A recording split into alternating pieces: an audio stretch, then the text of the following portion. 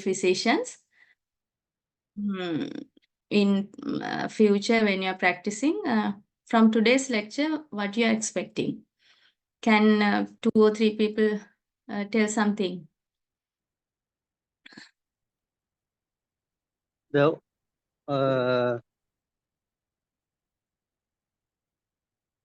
Yes, tell.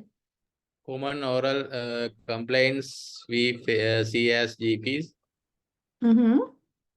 Okay. Can you just tell 1 or 2 common problems up to now you have faced? Mostly those aphthous ulcers. Okay. Aphthous. I have seen 1 or 2 leukoplakia and erythroplakia. Okay. And Okay. dental caries. That's the most one. Sorry, most commonly we see dental caries. Common. Okay. Okay, good. So that is the actually our purpose also. Because most of the time patients are not coming to us directly because they are very familiar with you all as the family doctor. They comes to you and complain about oral diseases. So having a general knowledge regarding that will be very good. And on the other hand, for your health, knowing about oral health is also important. So, right. Hello. Yeah. Is anybody talking? Okay.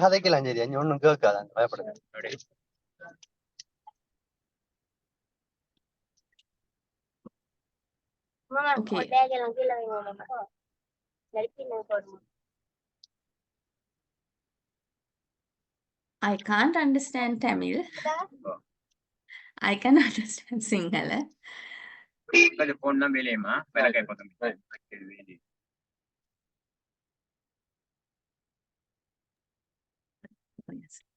Okay, so today's learning objective, as mentioned here, at the end of the session, I hope you will get some kind of understanding about the importance of oral health, and then you will incorporate those things when you're practicing in your day-to-day practice. So we will talk about why oral health is important and what are the main diseases and about your role. So while we are talking, if anybody want to clear anything, just put your hand up and ask. Or otherwise, we'll discuss at the end of the session. Okay, before moving, can anybody tell me who is a dentist?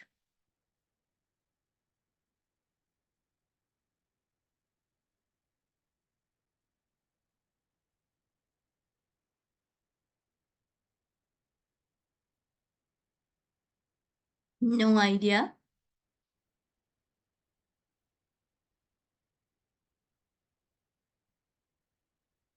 Can you all hear me? Yes. Okay, then if you are not telling anything, at least one person, I may think that I'm just talking. Okay. Who is a dentist?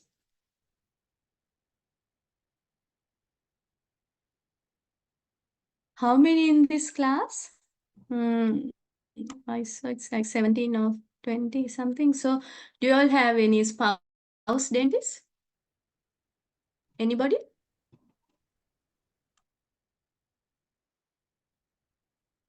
No, nobody. Okay. Oral health ගැන කතා කරාට මට මේ විදියට oral health වල මේන්ම මේ function එක වෙන්නේ නැහැනේ, කතා කරන්නේ නැහැනේ කවුරුත්.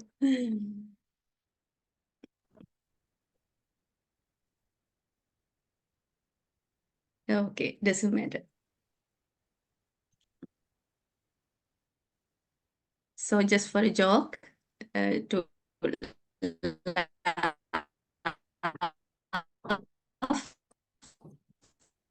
You are not clear, Dr. Manori. Dentist is a one.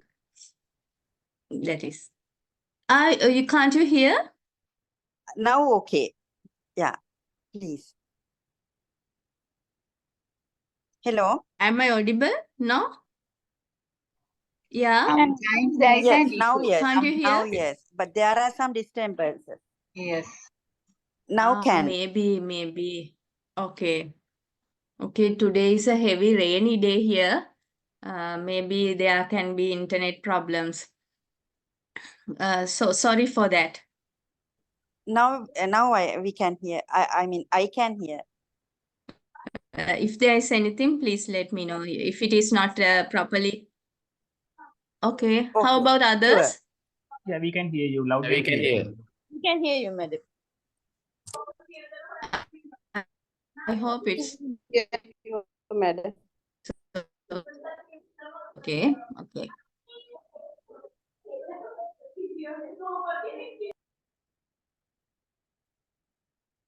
Is it all right?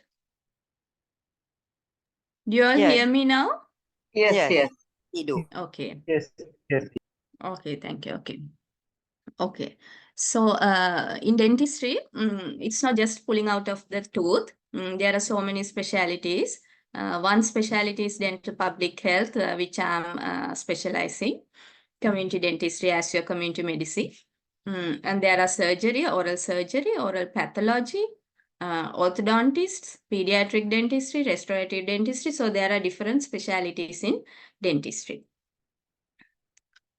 So can anybody tell why oral health is important to us?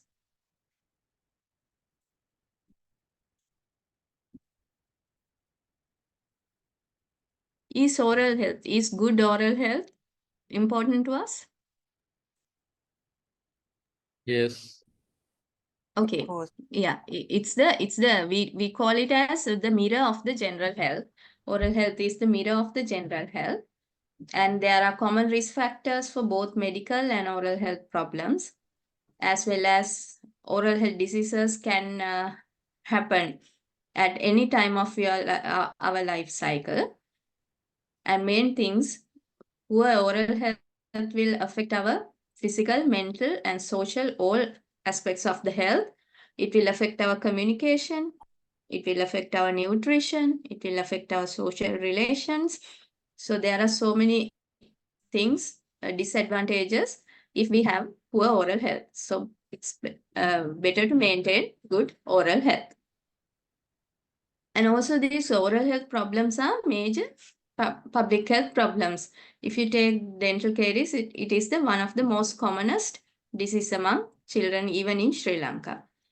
As well as most common oral diseases are among most common non-communicable diseases like oral cancer. Periodontal diseases are also same. And another thing is these dental caries and oral diseases are one of the most costliest diseases to treat. On the other hand, these oral diseases, most of the oral diseases are totally preventable and controllable. And there are well-proven, evidence-based, cost-effective, simple preventive and control measures to control these diseases without going for sophisticated treatments.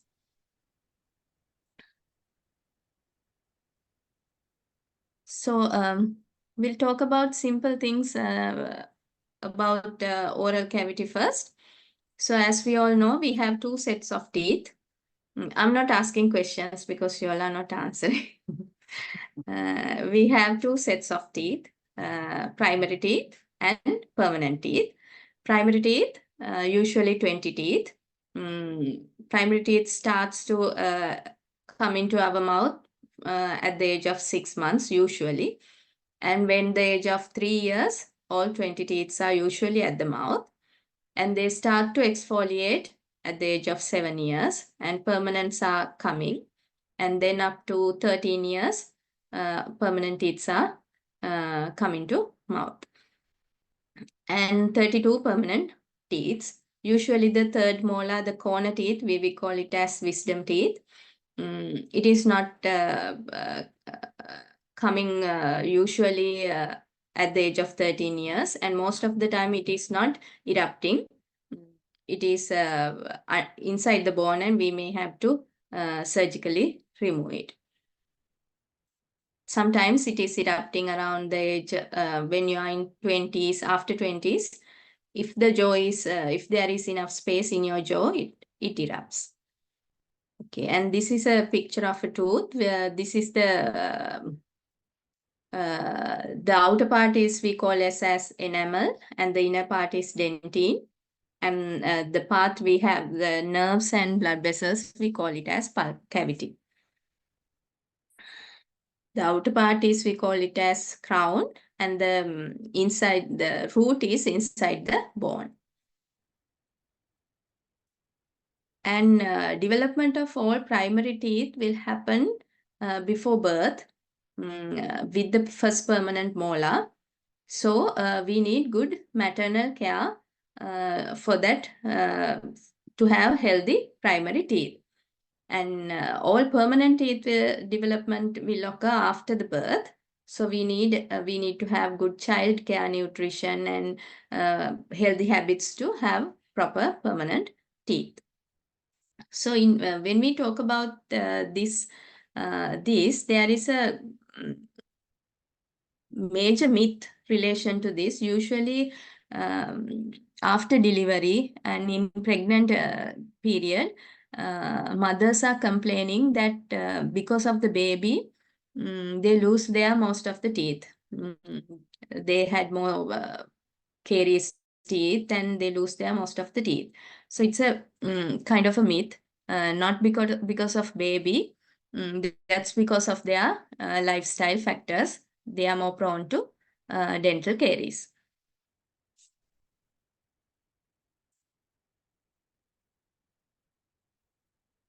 So what are the common oral health problems? One is dental caries, as you all said, periodontal diseases, oral cancer, malocclusion, dental trauma, dental tooth discoloration like dental fluorosis, cleft lip, cleft palate, and some mucosal lesions.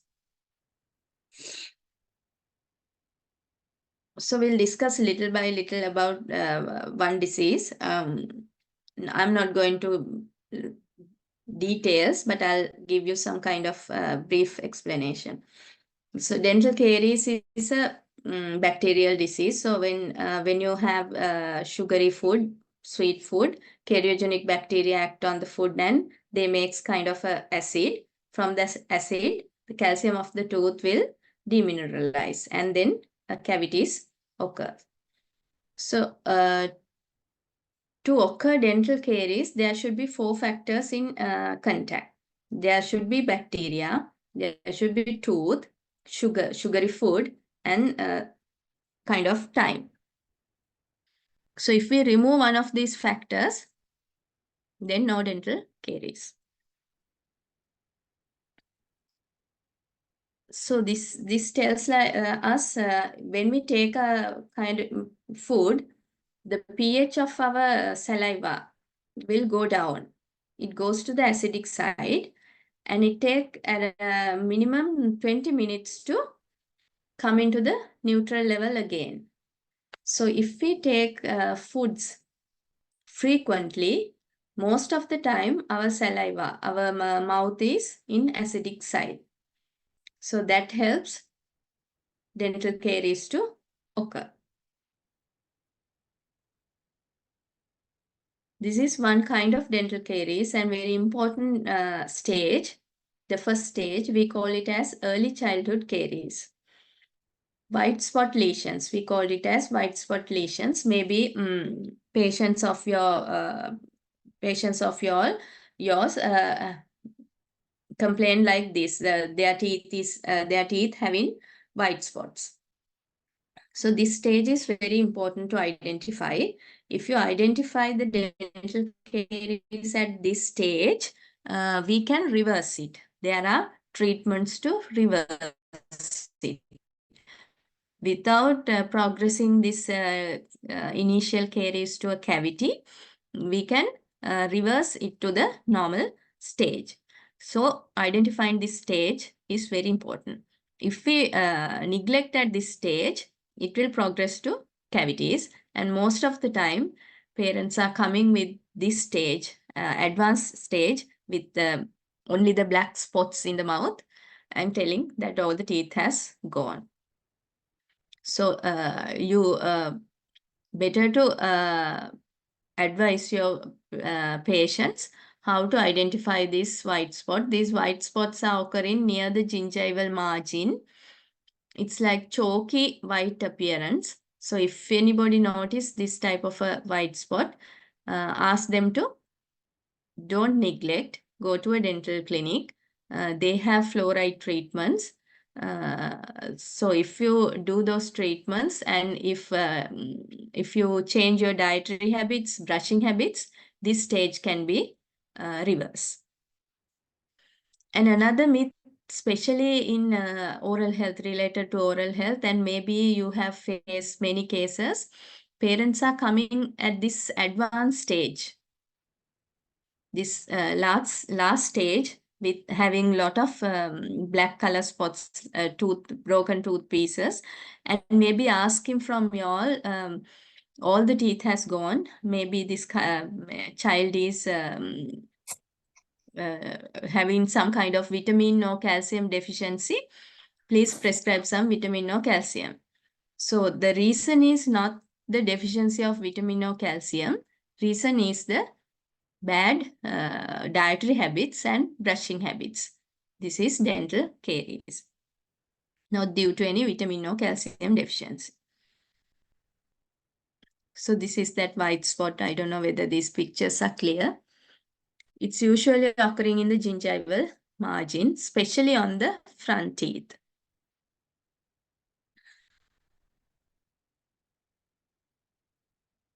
Chalky white appearance.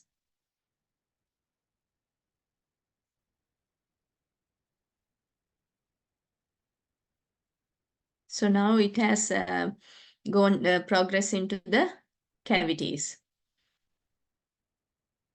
and end up with this stage. Now, see, now they have abscesses even.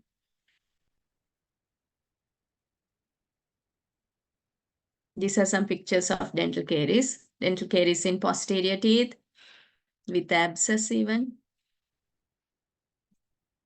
So this picture shows you how dental caries progress from the enamel to the abscess. So it starts with the enamel and progress into the dentine and then into the pulp cavity. And then if we neglect it, then we have abscesses. So what are the reasons for this dental caries? Main reason is, if you talk about the children, frequent sugar added bottle feeding is one of the most common reason, and frequent consumption of sweets, sugary foods, and also improper brushing. And there is another new finding, transmission of cariogenic bacteria from mother to newborn. So is this dental caries preventable? Yes, 100% preventable, totally preventable. How? So we'll talk about little here how to brush, what type of toothpaste we need, what type of a brush we need, like those things. So one side, we need to have healthy dietary habits. As we all know, we should avoid sweet consumption. Frequency and amount both are important. So this will help not only to prevent dental caries, on the other hand, it will help to prevent one kind of major NCD, diabetes. So if we have good habits, it's helpful for our general health as well as oral health. And to replace sugary foods, we can use fresh fruits, vegetables, nuts, those things. And when you talk about the brushing, so when we should start brushing? Just think of a baby who is newborn. Can anybody let me know, tell me when we should start brushing of the teeth? Any idea?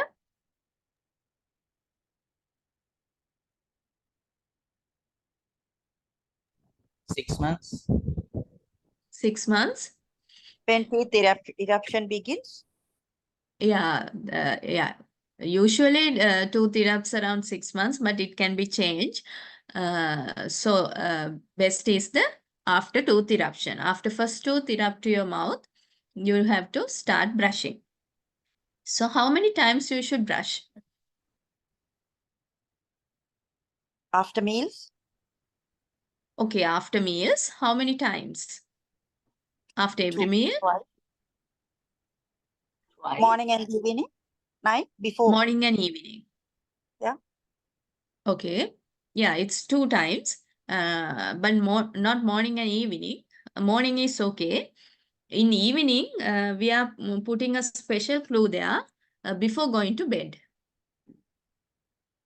Morning and night before going to bed. 2 times we need to brush.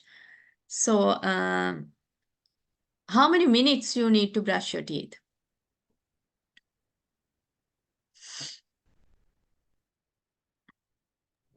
2 minutes.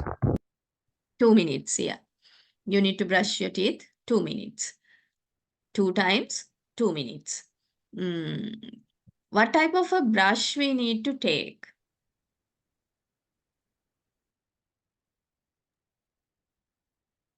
Medium.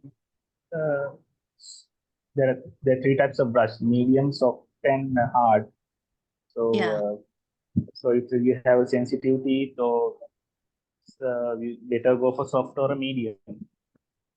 Yeah, everybody have to go for a soft toothbrush, soft tooth bristles, not only for the people who are having sensitivity, because if you use hard bristle toothbrush, then your tooth will wear off and sensitivity will occur. So you will need to have a toothbrush with bristles, soft or medium. Soft is the best. And what about the handle? There should be a handle which you can grip nicely. And the head part where the bristles are need to be very small. Otherwise, you can't brush your corner teeth. Okay. And when you need to replace your toothbrush?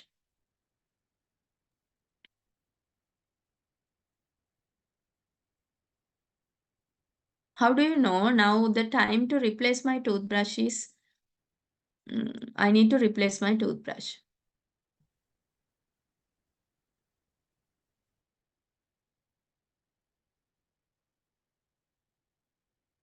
After 6 months? After 1 year? Oh, is it lifetime? Every 6 weeks, like? Every 6 weeks? 3 to 4 Yeah. months. 3 to 4 Okay. months. So when you see your toothbrush, when the bristles are crooked, then you need to change your toothbrush. There is no specific time limitation. It can be 6 months for one person, 3 months for another person, maybe 6 weeks for another person. So when you see your toothbrush from the back side, when the bristles are crooked, then you need to change your toothbrush. Okay. And then, okay, everything about toothbrush. Then toothpaste. What type of toothpaste we should use?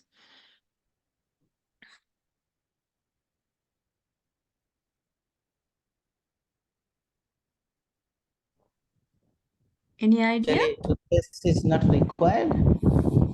Huh? Is the toothpaste really I didn't required? hear. Is the Toothpaste toothpaste is really not required? required. Yes. Okay. Any other opinions?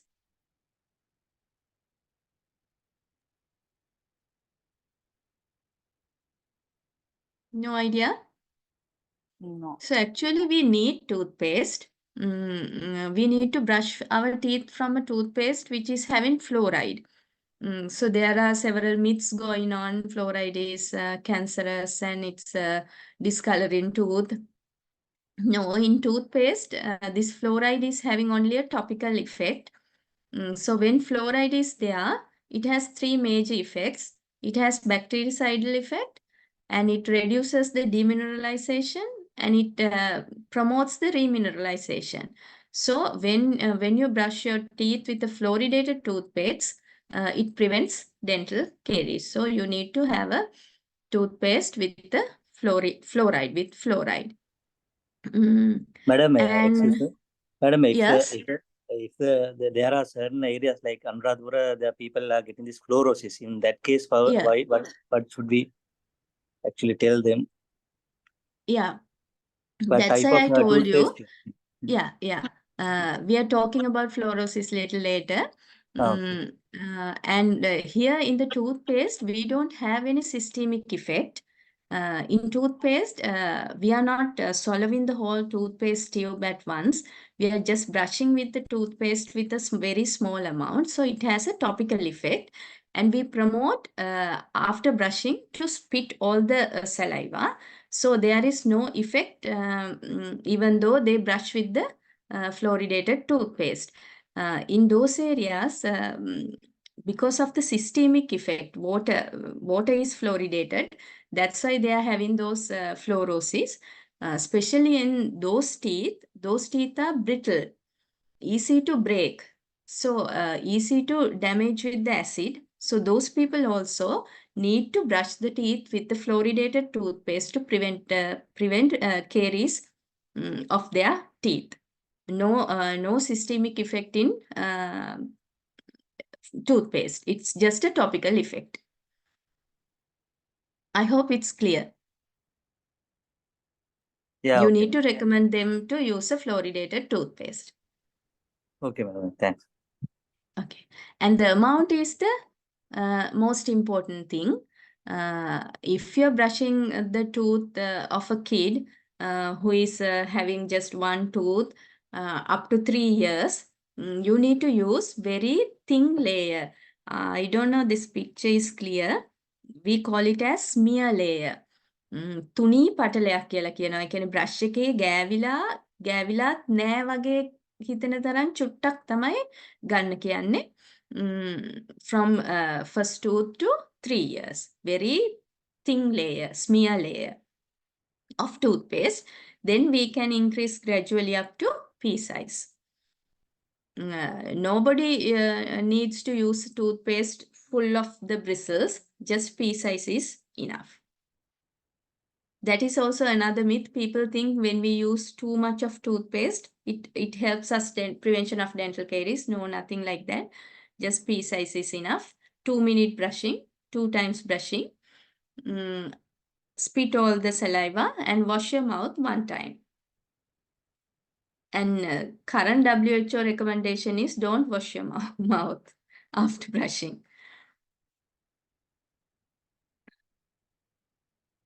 So this is the picture that I talked you about crooked bristles. When the bristles are like this, we have to change our brush. And another important thing is brush is not a common use one. Everybody has to have a single brush.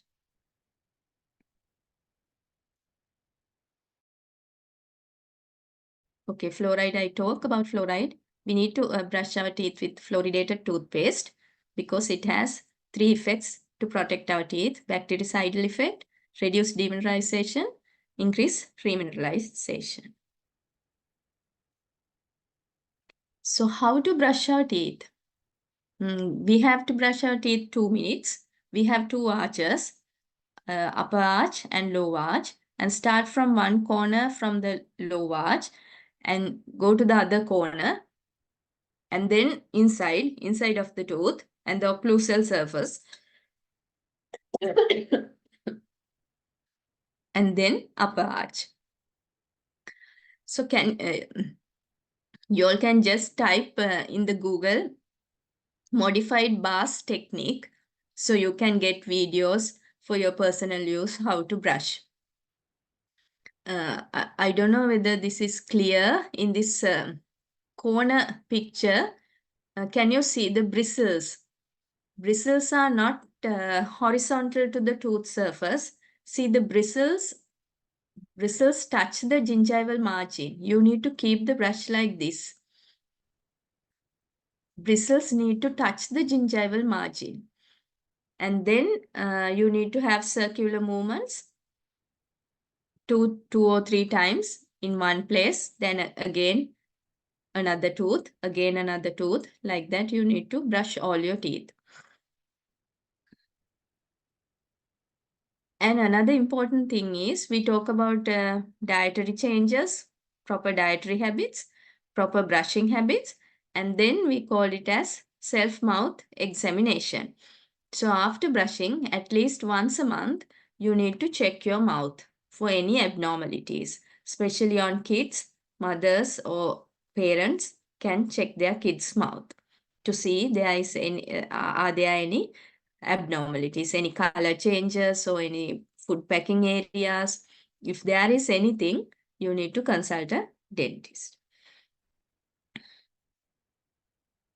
So this is the treatment Madam, I call what is that for the brushing technique, ma'am? Sorry, ma'am. yes, modified bars technique. I don't have a model here. If I had a model, I will demonstrate it to you. It's easy. It tells that you don't need, you have to keep the bristles of the brush 45 degrees angle to the gingiva. It means you need to brush your gingival margin also. You just Google it. You can have some videos. This is the technique I called as treatment I called in earlier for white spots. If you have white spots, we have fluoride varnish, fluoride gel treatments. We apply fluoride varnish or gel on the on those white spots and review with the dietary improvements. With this fluoride treatments, those white spots will reverse. And this is another treatment we call as fissure sealants. When there are very risk teeth, especially the first molars, to prevent as a precautionary method, we seal all the fissures. And we have temporary fillings, permanent fillings, black color fillings, white color fillings, root canal treatments, dentures for missing teeth, bridges, implants.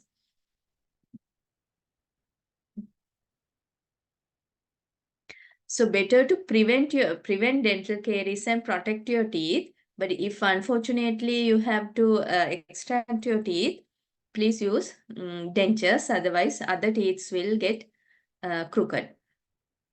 So you can use removable dentures if there is missing teeth. Those are very cheap, and you need to remove every night and clean it every day. There are permanent solutions also you can't remove. If there is any one tooth missing, we put a crown. If there is a few teeth are missing, we can put a bridge, but these treatments are very expensive. Or we can go for an implant.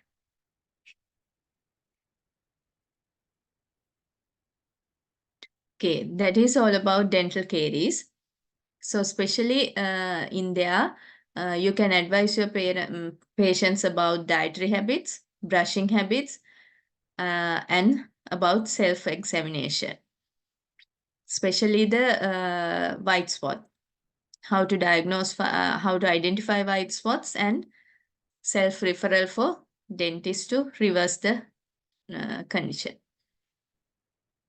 Okay, is there anything, any questions to ask about dental caries?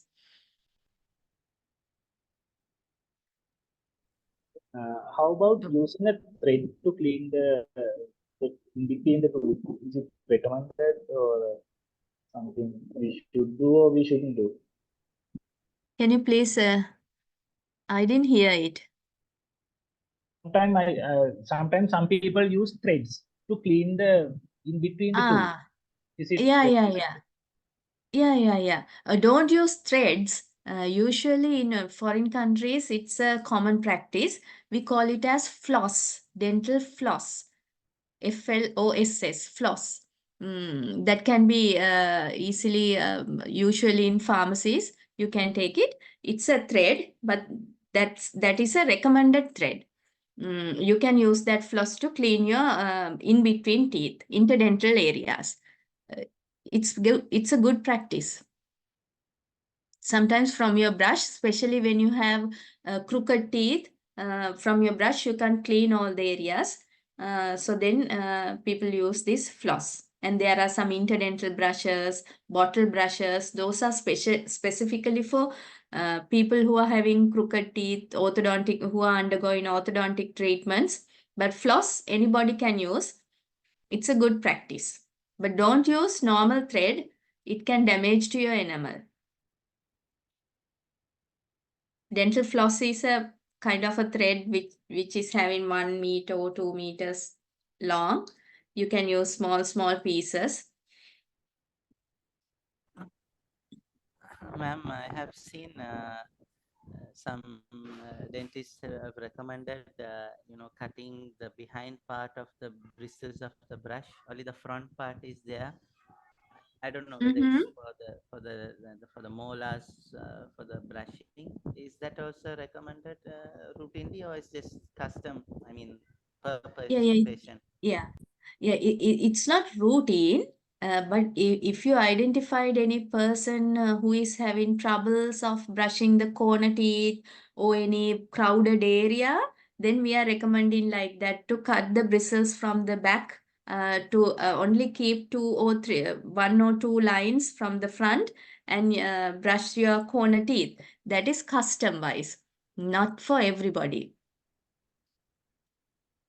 If you identified, especially when the third molar is erupting, we call it as wisdom tooth. Usually food packing is there, and since our brushes having some kind of a long head, we can't brush those areas. Then we recommended that type of brushing for them. That is not only that, they have to brush their teeth with the normal brush. Thereafter, with using that brush, they have to brush that area, that special area. Thank you, ma'am. Madam, So, yes. now you can ask Dr. Suja, then I'll ask. Thanks. Just, are there any, like for kids, any special mouthwashes which one can be given routinely with brushing? Yeah, with brushing. Yeah, that's also good. Mouthwash usually not recommended, because it's a chemical thing. If a dentist diagnose this patient needs a mouthwash, maybe they are having periodontal gingival disease, they are having bleeding gums, they need to heal the gums quickly, then we recommend to use a mouthwash for certain period, not long term, because they are chemicals. Those chemicals can damage to our normal microflora.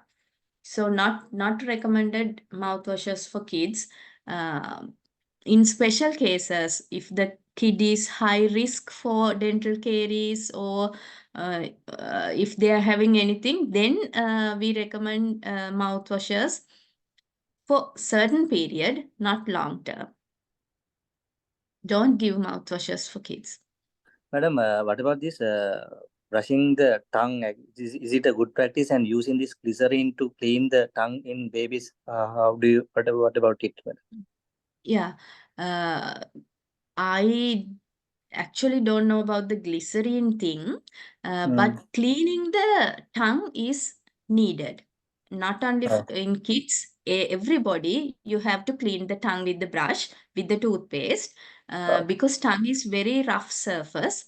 There can be plaque accumulations, and then halitosis, bad odor comes, and so many problems can come. So brushing tongue is a needed thing. After toothbrushing, you need to brush your tongue.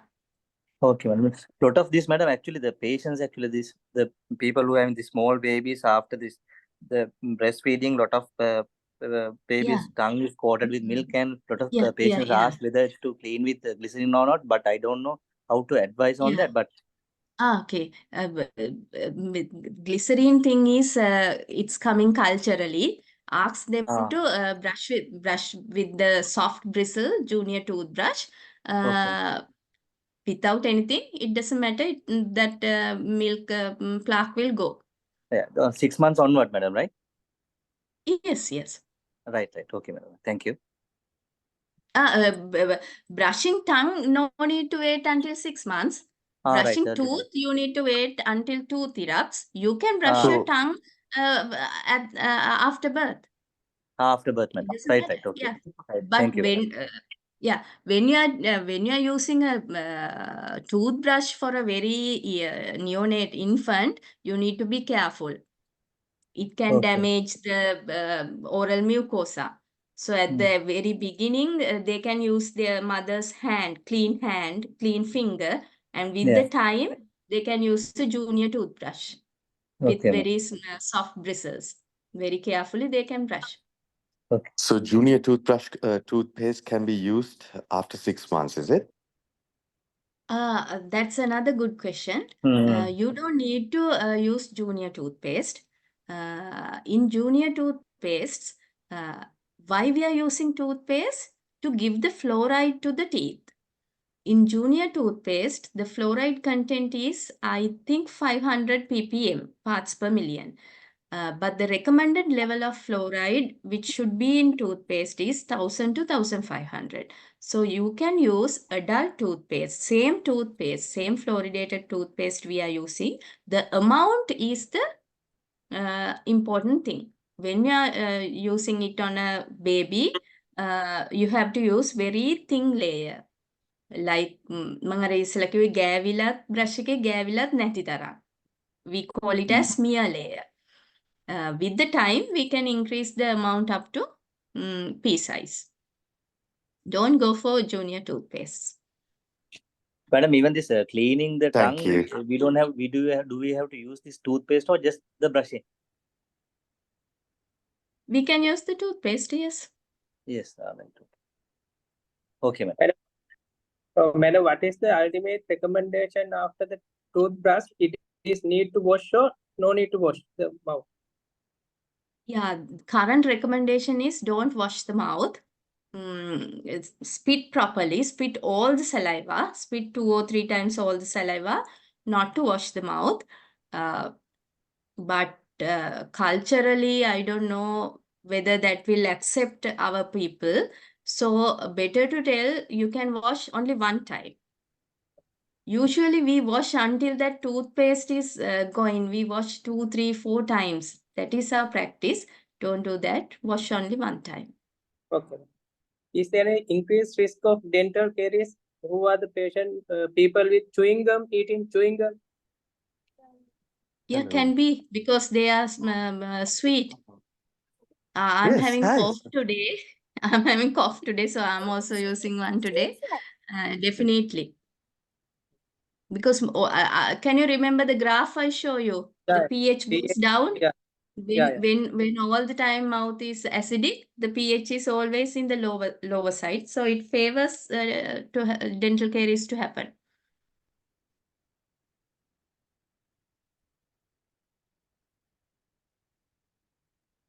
Okay, then shall we move to the periodontal diseases? Okay, periodontal diseases, we call it as gum diseases. So that is also due to the plaque accumulation. You can see in this picture here, cement-like thing that we call it as calculus. Usually we call it as tartar in lay term. Proper scientific term is calculus. So accumulation of plaque is the cause for periodontal diseases, and there are some aggravating risk factors like smoking, stressful conditions, pregnancy, hormonal changes, nutritional deficiencies. Those are risk factors for periodontal diseases. Usually our gingiva is, you can see when you go in front of a mirror, it's pink color. and we call it as orange peel appearance, triple appearance. And you can see nice curved borders, gingival margins. So when plaque accumulates, this gingiva becomes red and this curve appearance goes, orange peel appearance goes, and this black color tartar accumulates and tooth will get mobile. So reason is improper toothbrushing, accumulation of plaque. This is also totally preventable. So if you brush properly, here we mention as flossing, brushing properly, you need to remove the plaque. But if now the plaque has become progressive up to calculus stage, then you need to go for a scaling. And chemical plaque controls mouthwashes short term until the period doctor recommends. Not for long term. If anybody needs, I think salt water would be a good mouthwash, better than these chemical things.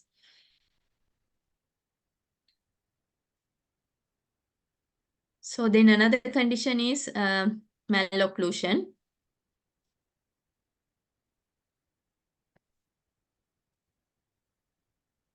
There are few factors that there can be born factors, congenital factors, and some teeth disorders and habits to happen this malocclusion.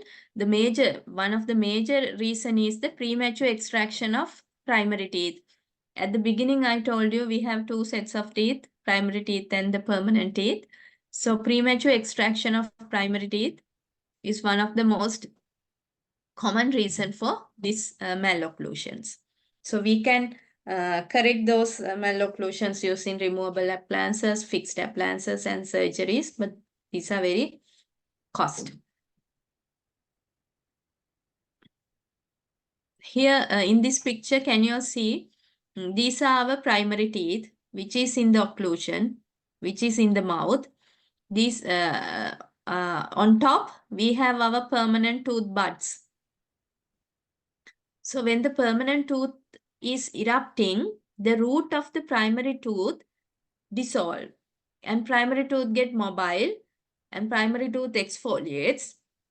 Then the permanent precursor come into the correct place. If we don't care our primary teeth properly, and due to dental caries, if we have to extract primary teeth early than the age that normally exfoliate, then think here in this picture, here the primary teeth, we have extracted the primary teeth. So the permanent teeth is little by little moving to that place. So this permanent tooth bud which is inside the bone can't come into the correct place. So it come in outside or inside. Then you have this නලදත් කියලා කියන්නේ extra දත් ඇවිල්ලා කියලා හිතන්නේ මේ තැන් වලින් ඇවිල්ලා කියලා කියන්නේ. So that is due to this early extraction of primary teeth. So we need to take care of our primary teeth. There another major myth is with us, with our people. Since we are having a permanent set of teeth, we don't care about our primary teeth. අලුත් දත් set එකක් එන හින්දා primary teeth එච්චර care කරන්න ඕනේ නැහැ කියලා හිතනවා. But primary teeth are the guidance, who give the guidance to the permanent teeth to come into the proper place. So we need to take care of our primary teeth. So these are some cases after correction.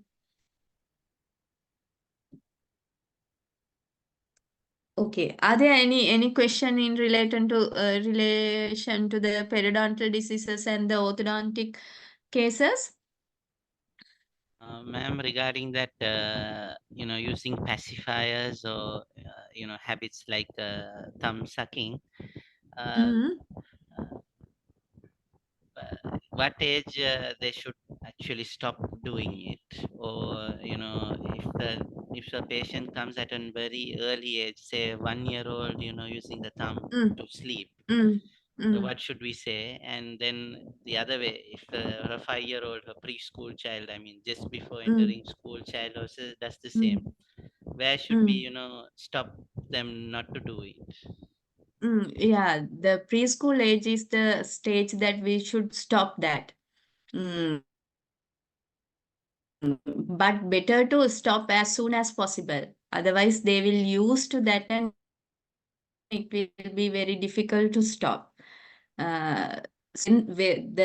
Especially these permanent incisors erupting into the mouth at the age of 6, 5.5 to 7.5, like 6, 7, like at that age. So at that age, we need to stop.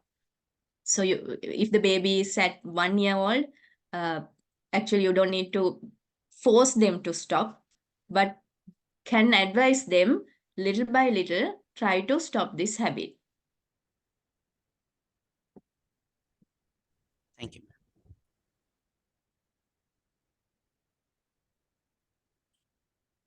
Okay. Then we'll move on to the dental trauma. This is another. Yes. Hello. Is Yes. 35 somewhat better than thumb sucking, or there is no difference?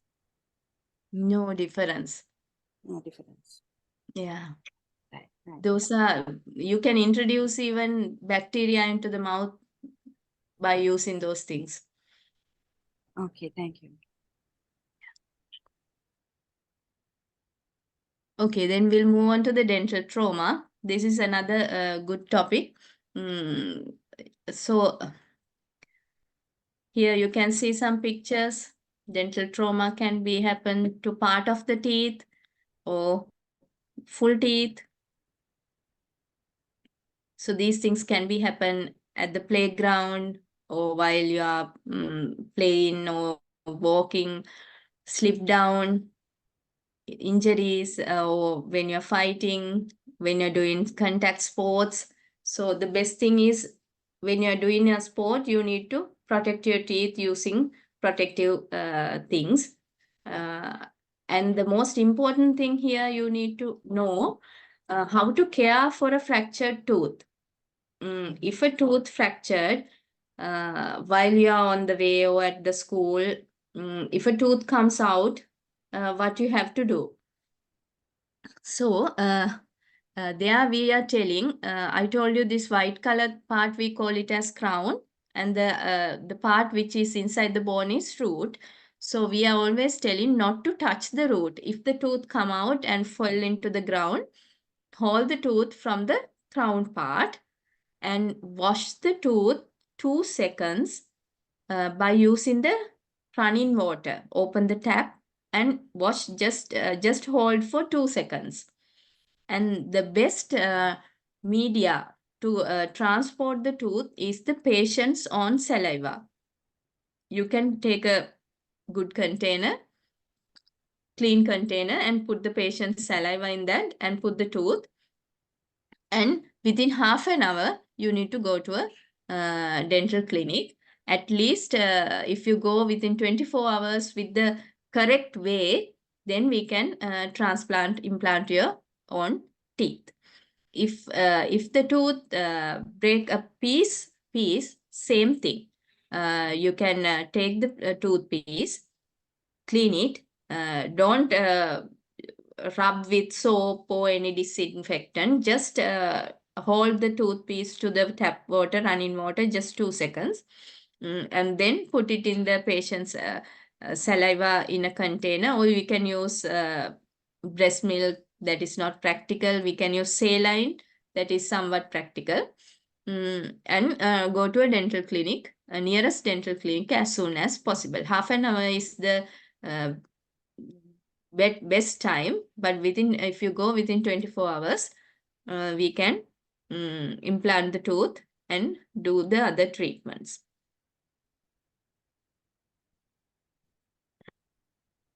Okay, this is we earlier talked a little bit about this dental fluorosis.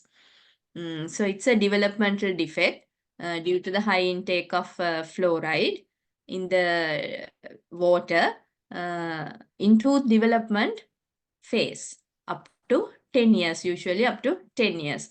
So if we go to those areas like fluoridated areas, Anuradhapura, like those areas, and drink that water, we won't get fluorosis. This happens only at the tooth development stage up to 10 years. That's why I told that toothpaste also having a topical effect. So everybody need to brush teeth with fluoridated toothpaste. For prevent this happening, you can avoid this deep groundwater to drink and cook, and you can use fluoride filters. And there are treatments now, if you are having these kind of discolorations, there are treatments like veneering, tooth whitening, so you can change these discolorations of your teeth. And somebody talk about these hard bristles at the beginning of the lecture. So if you use hard bristle brush and brush your teeth very hard, then your teeth will wear off and then sensitivity will occur. And if you use so high amounts of these carbonated drinks, then again tooth erosion will happen and sensitivity will occur. So the best thing is to drink water and brush very softly. You need to don't hold your brush like palm grip. We need to hold our brush like pen grip and brush very softly.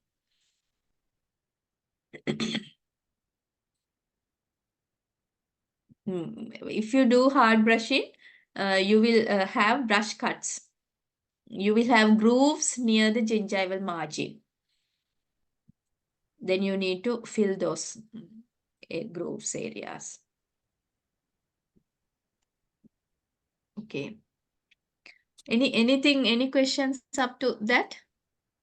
Madam, this when we are selecting this toothpaste, there are like certain Ayurvedic prepared paste in the market and in the media also. Like, what about this WHO recommendation when selecting appropriate toothpaste to Yeah, particular WHO patient? recommendation is fluoridated toothpaste. All right. Yeah, All right. Okay. there can be some effects in Ayurveda toothpastes. Those effects maybe not have research up to now Yeah. to a standard. Yeah, there can be. So, but Mm. fluoride thing is globally accepted thing. Right.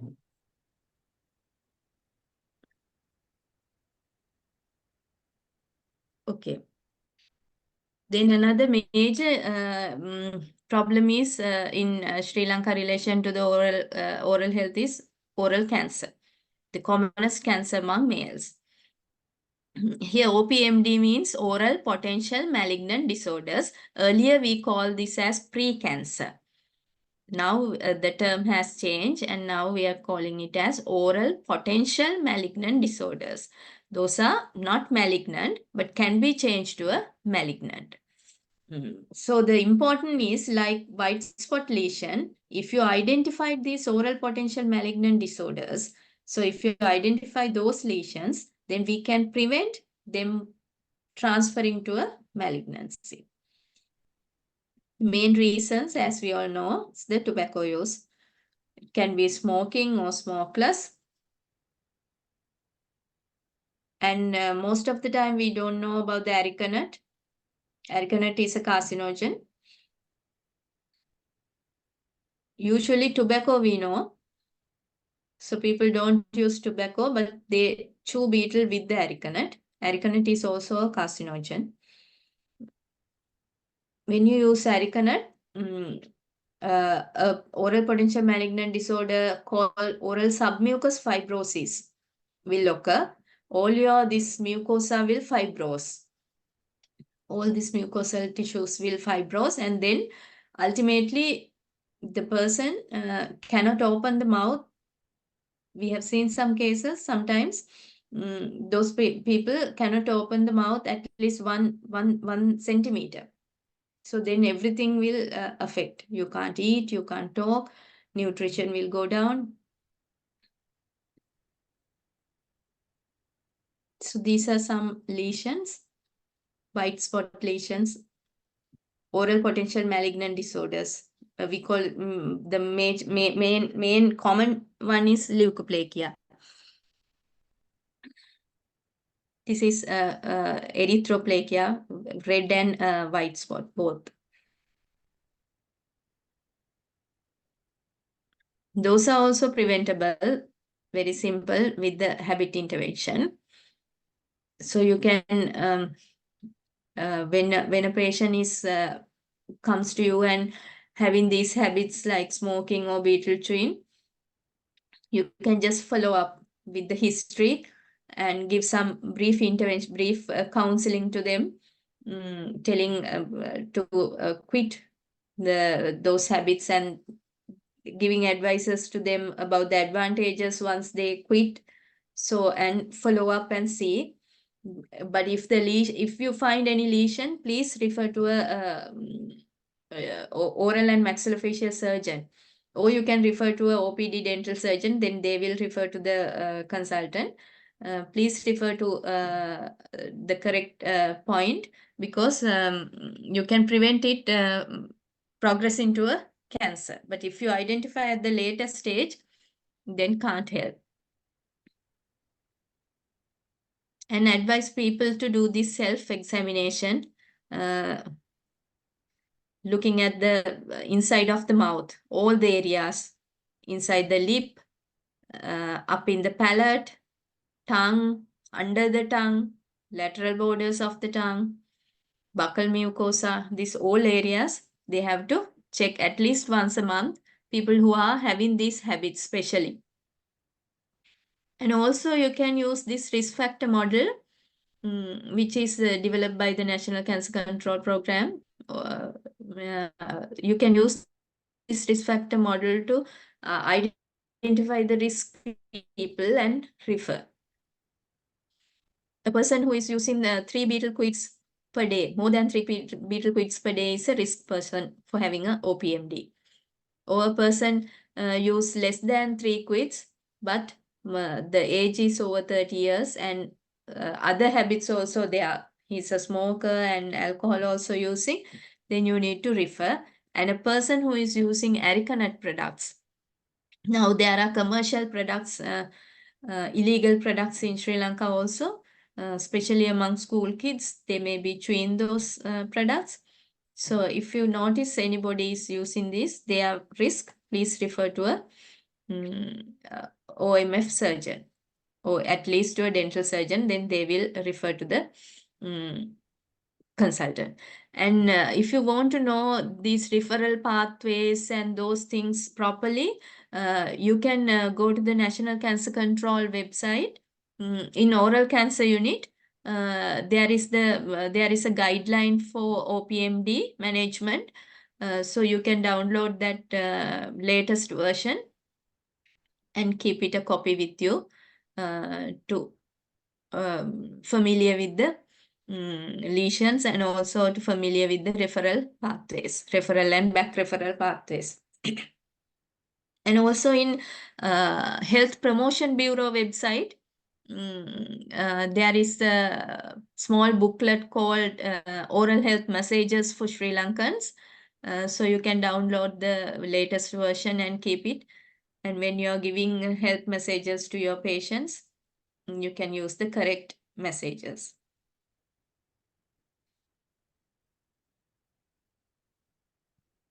Okay. Then, yeah, anything related to these OPMDs? Any question that you all want to ask?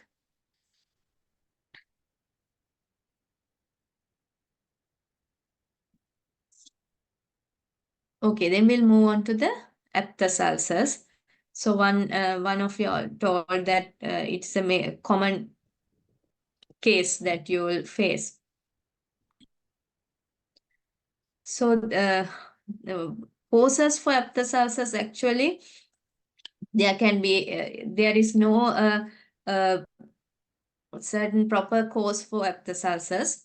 That can be due to trauma, can be due to stress, can be due to iron deficiency, can be due to vitamin B12 deficiency, and in some disease, iron deficiency, anemia, anemic conditions, you can see these aphthous ulcers inside the mouth. There are three types of aphthous ulcers: minor aphthous, major aphthous, and herpetiform aphthous. So these all these aphthous ulcers, they recover with the time. You don't need special treatments, but if there is eating difficulty or any pain, so then we can use symptomatic treatments. Otherwise, usually it goes off with the time. After 10 to 14 days, it goes off. And in here also, there is a myth. People tells that when you're chewing tobacco, you will not get aphthous, or aphthous will heal quickly like that. When you're using tobacco, when you're chewing betel quid, due to some effects of the tobacco, this mucosa will hyperkeratinize. So then it is less prone to have aphthous. Or otherwise, there is no any healing effect of tobacco to heal these things. It's a myth. So the treatment is, if you have identified this aphthous is occurring due to this food, maybe allergic to some kind of food, then you need to stop that. Or maybe due to stress, then you need to control the stress. Or if this is occurring recurrently, better to investigate whether the patient is having kind of nutritional deficiencies, any iron deficiency or any vitamin deficiencies, then you need to treat those causes. Other than that, you can use symptomatic treatments like analgesic creams.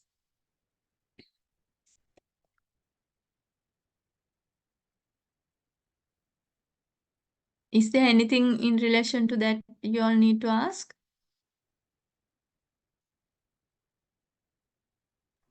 For the ulcer, analgesic creams alone is enough. You don't need to give something antibiotic cream or anything like that. It depends. If the aphthous ulcer is very small and it does not make much discomfort to the patient, you don't need any antibiotic or anything.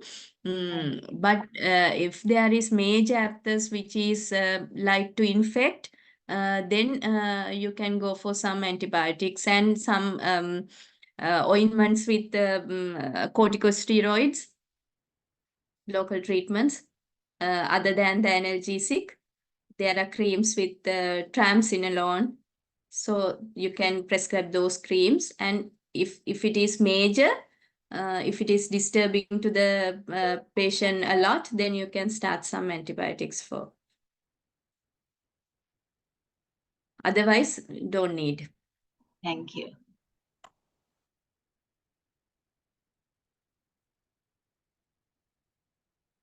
This is also ulcers. Sometimes you may come across with herpes simplex virus. There also, if you identified, you can refer to a dentist, or you can start. It depends on the ulcers. If it is also major thing, you can start antivirals, or better to, if you can't identify whether this is herpes or aphthous or traumatic ulcer, don't wait, because sometimes there can be malignant ulcers also. Refer the patient to a closest dentist.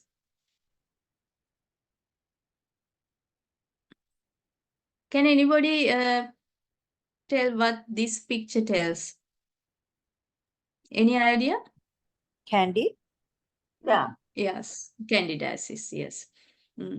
So it may be also a common case you all face. This is actually, I think this is a denture stomatitis, denture-induced candidiasis. See, this patient is partially edentulous. Maybe this patient is wearing a denture because the whole the candida is how we can differentiate whether this is a candid or leukoplakia.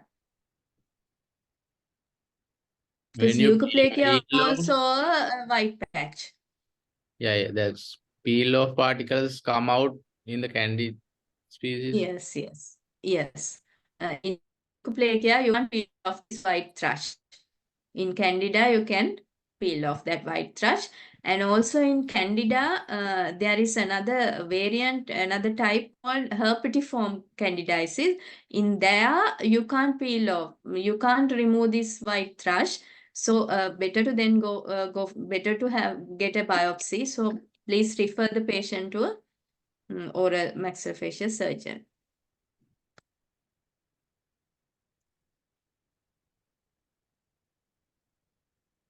Here also you can start antifungal creams or better to refer the patient.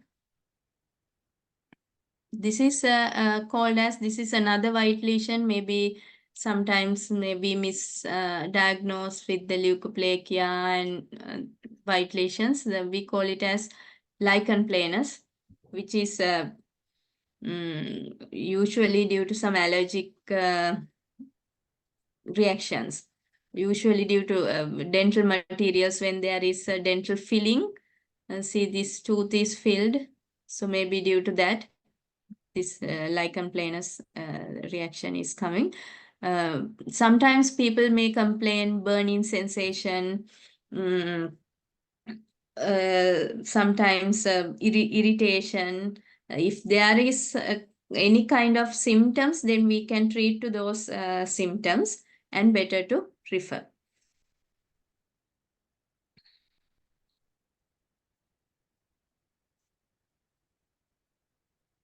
Can anybody see in a patient like this? Geographic tongue. Yeah, geographic tongue. Yeah. So in there also patients complain maybe burning sensation. Can give some analgesic cream, or otherwise it will go off spontaneously with the time. This tongue,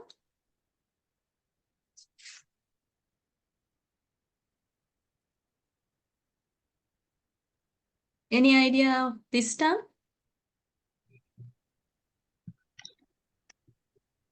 Yeah, we call it as hairy tongue.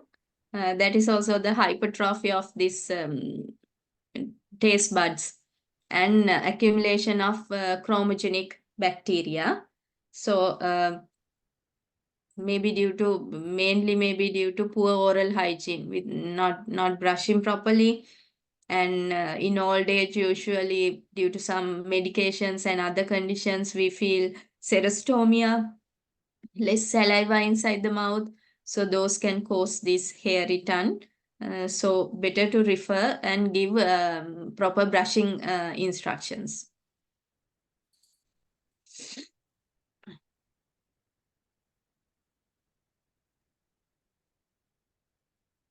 These also normal bone proliferations in maxilla also and in mandible. If these are disturbing to the patient while eating difficulties, if patient is having eating difficulties or any other disturbance, then we need to remove these. So better, if you identify patients like this, better to refer. There can be calculus also. So we need to diagnose properly, is this the bone proliferation or the calculus, and do the treatment. So need better to refer the patients to a dentist.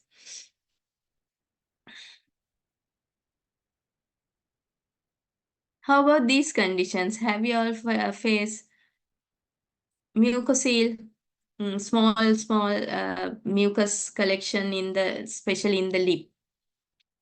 This may be mainly due to the biting of the lip and salivary ducts damage and saliva collects. So we need to totally remove this, exfoliate this. Refer the patient if the patient is having a mucocele and advise them not to bite the lip. If damaged, the saliva will go off and again it will come.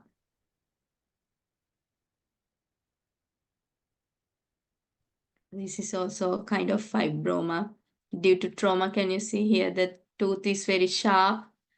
So maybe it's traumatized in this area. So we need to treat to the cause and remove this also.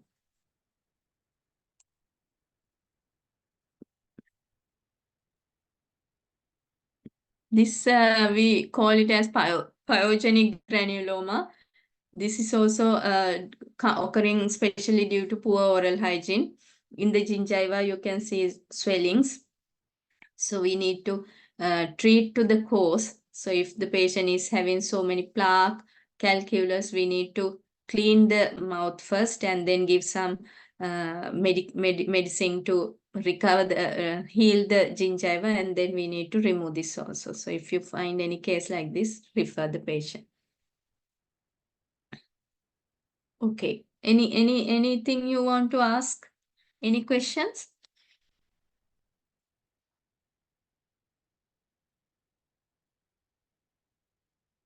Excuse me, if a patient comes with caries, like you look at the mouth, and then has pain also, do we straight away send to the dentist or we give an antibiotic at them? Caries and pain. Yeah. Yeah, it depends on the situation and the time patient is coming. If the patient is coming in the night and they can't go to a dentist, then better to prescribe some painkillers and refer them to a dentist. It depends on the situation.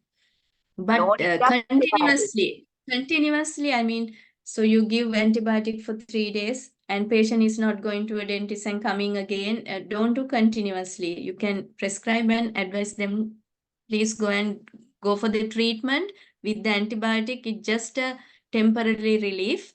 So you need to treat for the cause.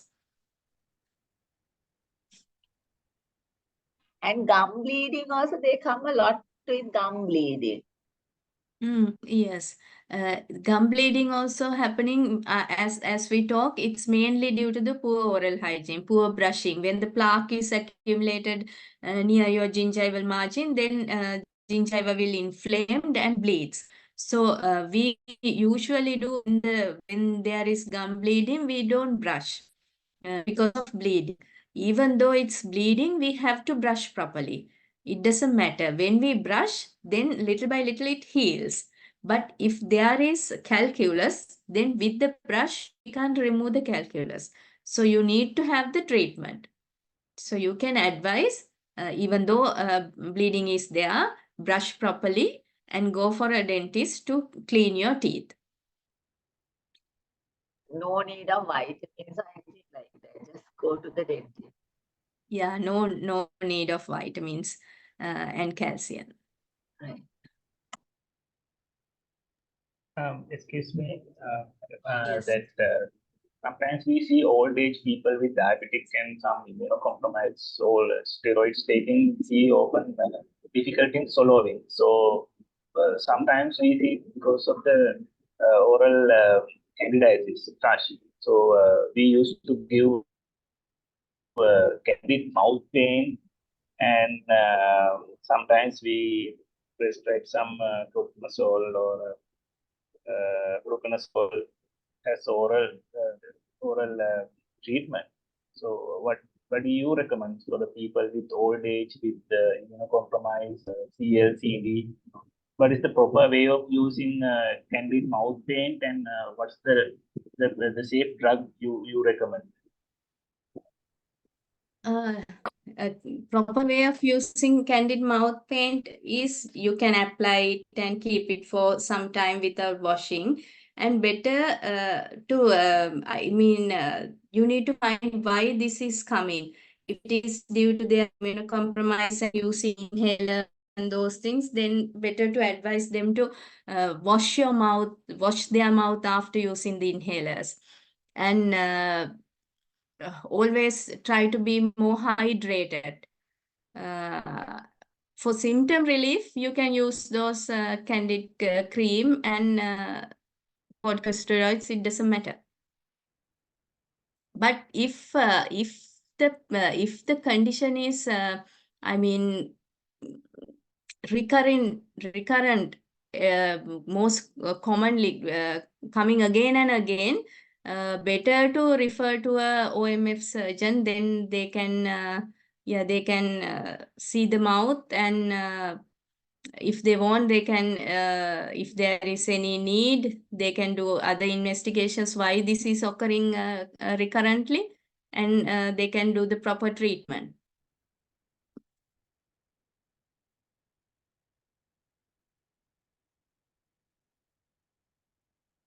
So usually the best way is to have a referral and back referral system, referral and back referral pathway.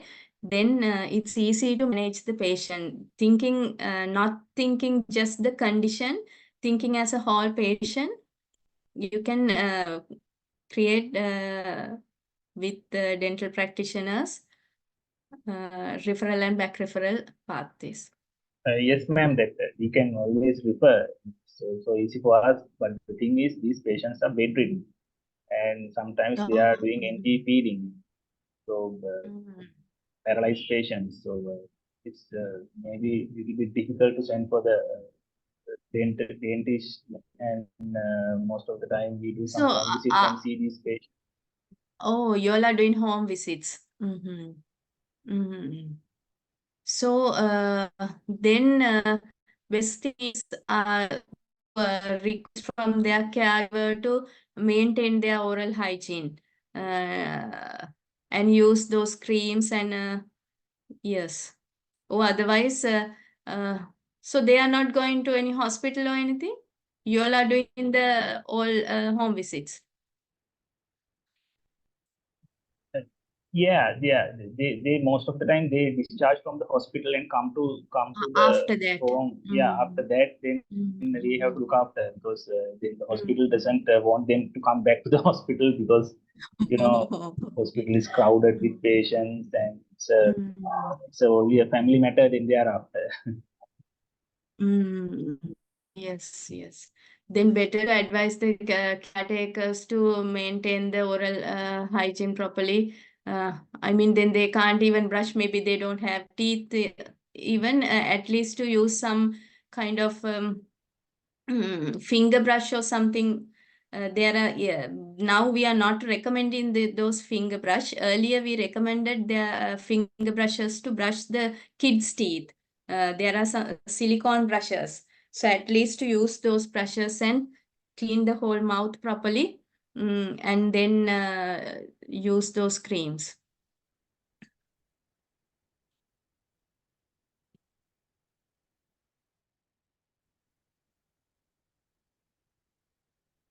Sometimes people use lime to clean the mouth on those type of patients, but those are not recommended. You can use saline or something.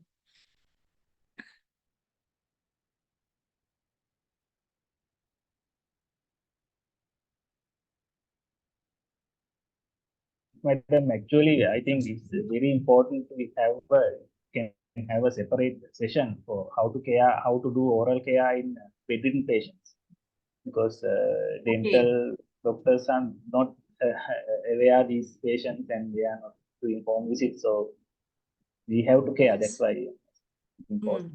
Yes. Okay. Okay. Then I will try to find some more details on this. Any special things regarding this, and I will email to you all. Thank you. Okay.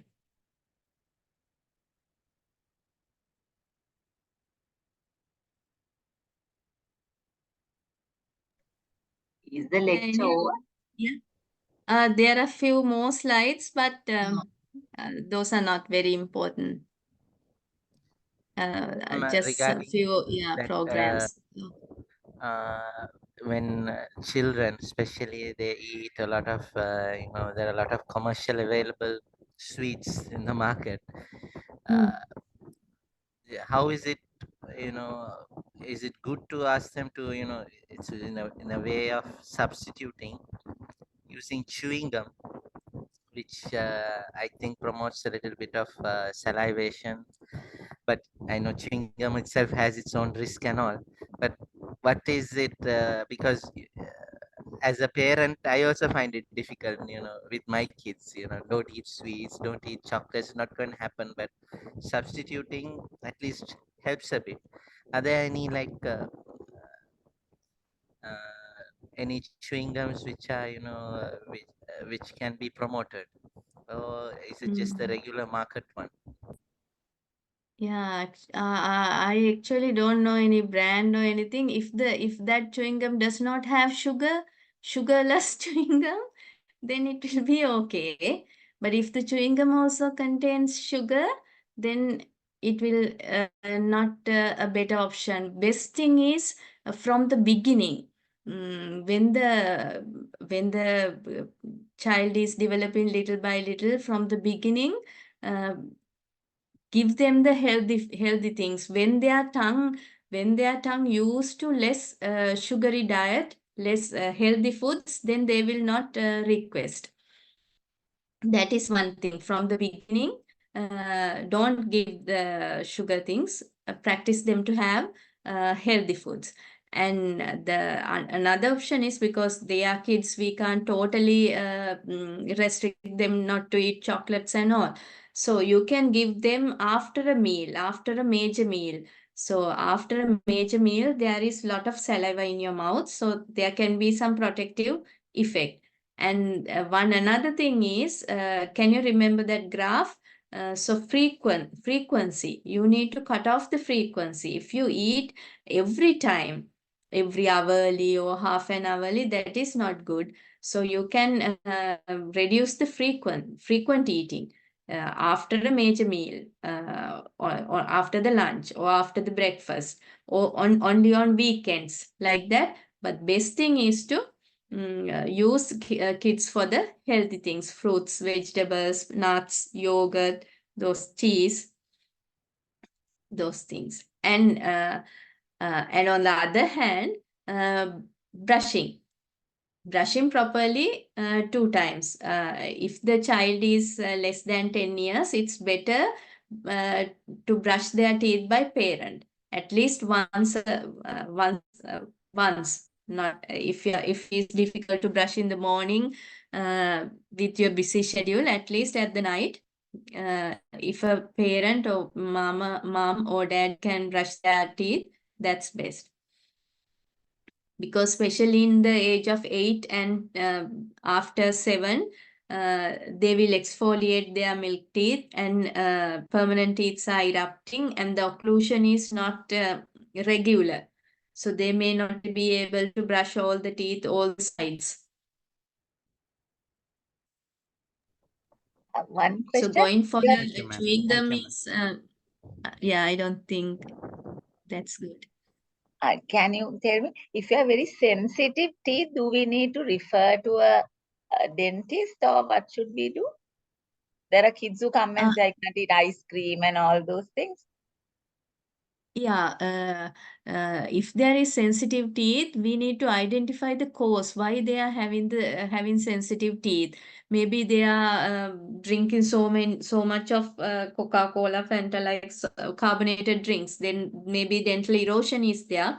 So better to refer to a dentist, because if the treatment needed, they can do the treatment, or otherwise habit intervention. With habit intervention, we can manage.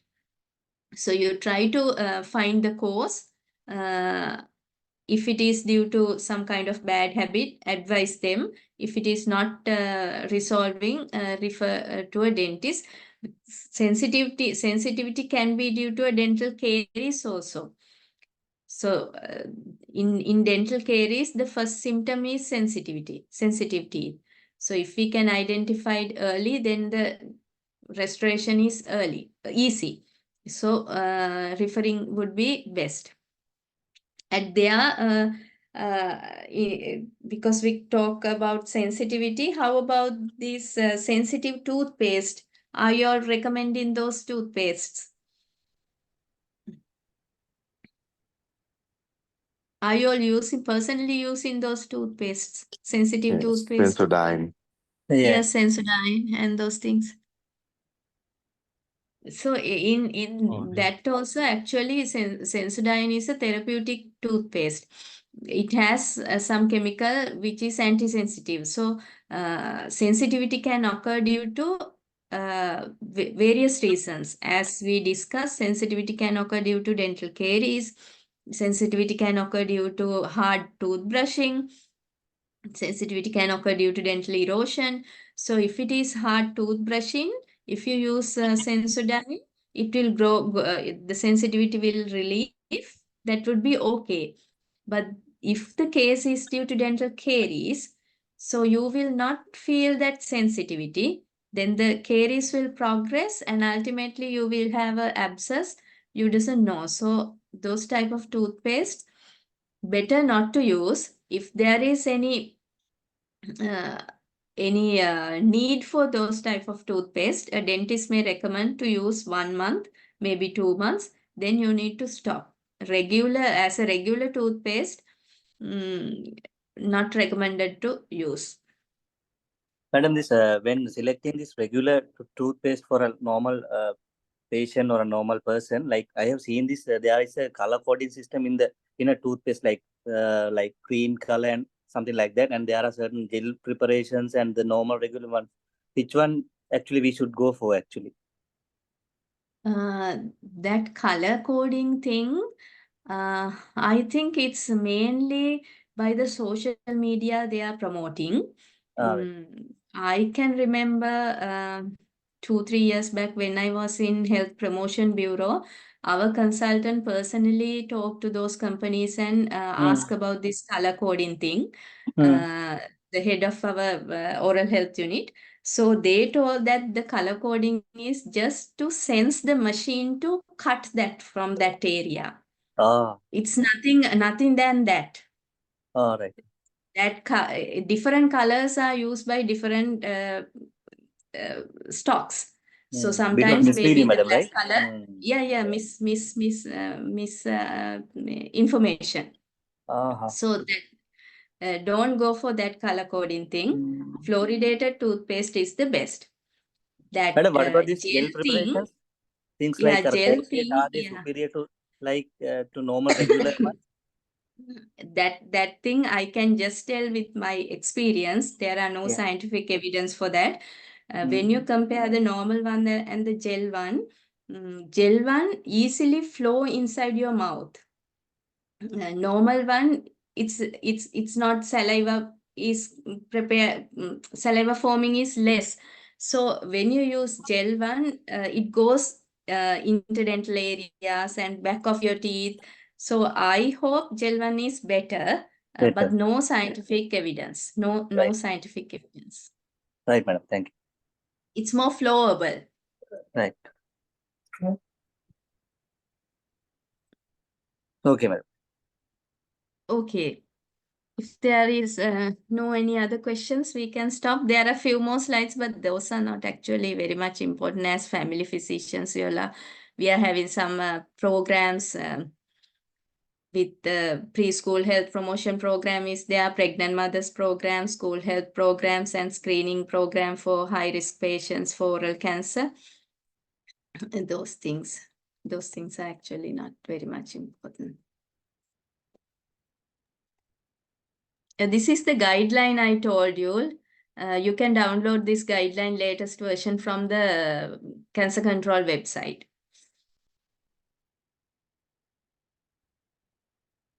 And oral health messages for Sri Lankans, there is from the Health Promotion Bureau.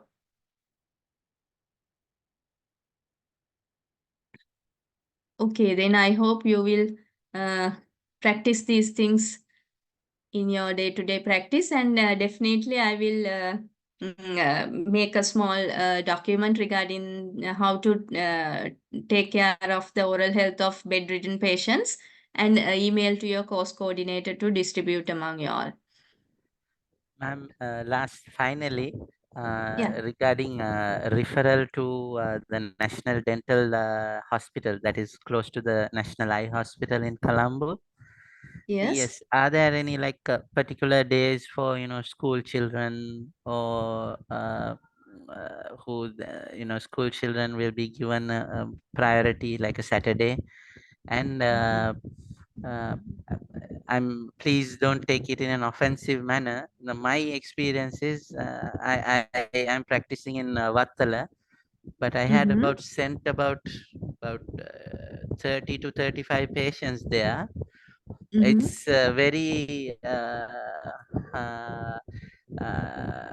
unsatisfactory, because all of them, maybe because of the the current crisis and all, they were unable to get their services.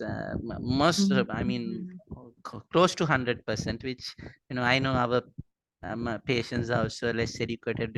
How much we say they whether they went or not is a question. But from my experience, who I identify some patients are very reliable, still they were unable to get the services. I mean, maybe they went on a wrong day or not. That's why I'm questioning this, whether they can go on a specific day, specifically for school children.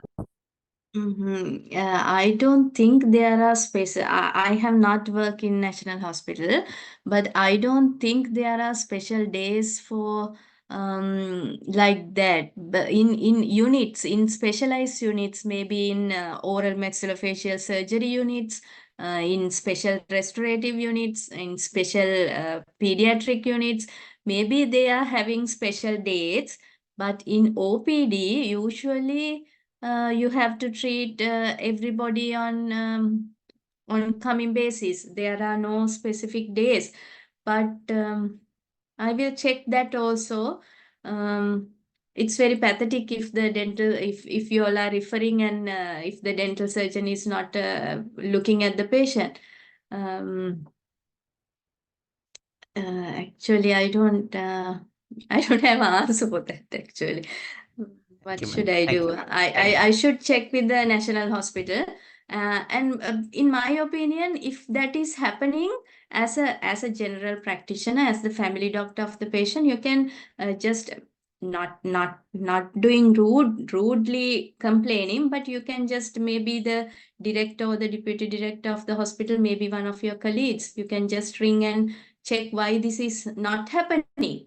On my side, I will try my best to contact the OPD in charge and see why is there any special days, or why people are complaining like this, why that is not happening. I will check, and if there is anything special, any special days or anything like that, I will let you all know. Otherwise,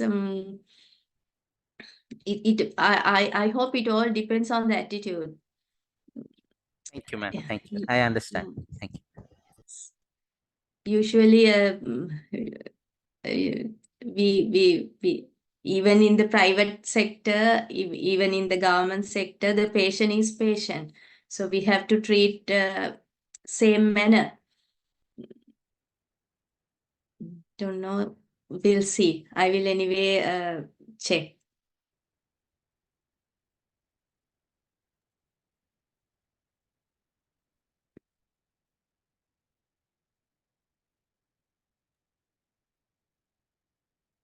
Anything else? Can you get the slides of this presentation, madam? Yes, I can give you, but I don't know, because this was in my old computer and even I could not email it. So I will try as a Google link. I will try to email it. Okay, thank you.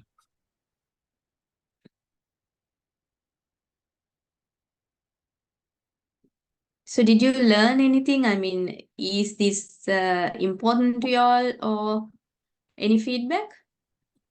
Yes, it was very useful. Very important. Definitely. Okay. Thank you. Yeah, it was a good one, madam. Yes, a lot of Definitely. things, day-to-day things, and especially that fractured denture transportation that was totally new to me. Thank you so much. Okay. Thank you. Thank you. Okay, then I will definitely email that document, how to care the bedridden people's oral health, to your coordinator. Please contact, give me a few days, 2-3 days. I will prepare it an email, contact her and request that. Thank you. Okay, then good luck. Thank you. Thank you. Thank you, madam. Thank you, madam. Thank you. Thank you, madam. Okay, you're welcome.